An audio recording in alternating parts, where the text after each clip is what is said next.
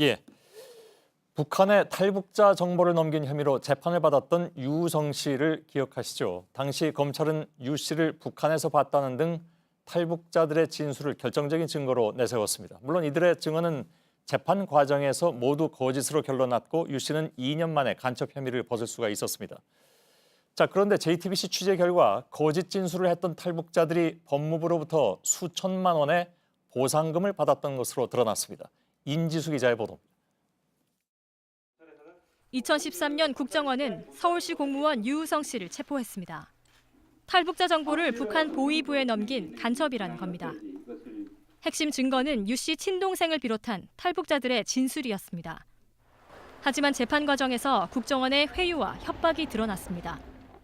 너무 힘들고 지쳐가지고 맞는 게 너무 공포스럽고 하니까 너무 힘들고 하니까 할 수 없이 허위 진술하게 됐죠.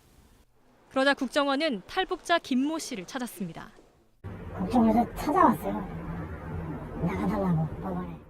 앞서 김 씨는 국정원과 검찰 조사에서 유우성 아버지로부터 유우성이 보위부 일을 한다고 들었다고 진술했습니다. 국정원이 김 씨에게 재판에서도 같은 진술을 요구한 겁니다.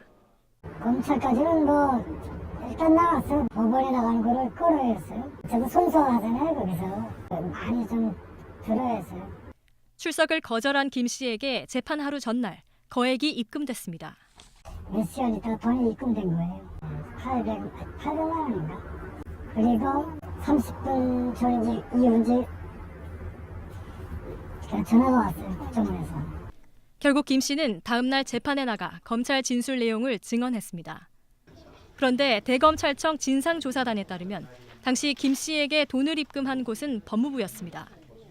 당시 법무부가 돈을 보낸 곳은 김 씨뿐만이 아니었습니다. 유 씨 사건을 최초 제보한 탈북자 단체 대표 김모 씨에게 1,600만 원, 유 씨에게 불리한 증언을 했던 탈북자들에게 모두 2,400만 원, 심지어 유 씨 여동생의 허위 조서를 작성한 국정원 수사관에게도 수백만 원이 지급됐습니다. 이게 그 사람이 간첩이다라고 내가 제보한 거 아니거든요. 대표가 왜 여기 와야 되느냐. 네네. 제보가 그게 타당성이 있잖아요. 법무부가 보낸 돈의 명목은 국가보안유공자 상금. 이 상금은 법무부가 검찰국장을 수장으로 하는 심사위원회를 꾸려 결정해야 합니다. 그런데 당시 심사위는 국정원이 정한 명단과 액수대로 보상금을 지급한 것으로 확인됐습니다.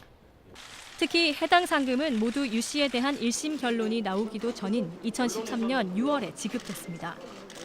해당 증언들의 신빙성이 검증되기도 전에 포상한 겁니다. 조사단은 조만간 유우성 간첩 조작 사건 재조사 결과를 발표할 예정입니다. 탐사 플러스 임지수입니다.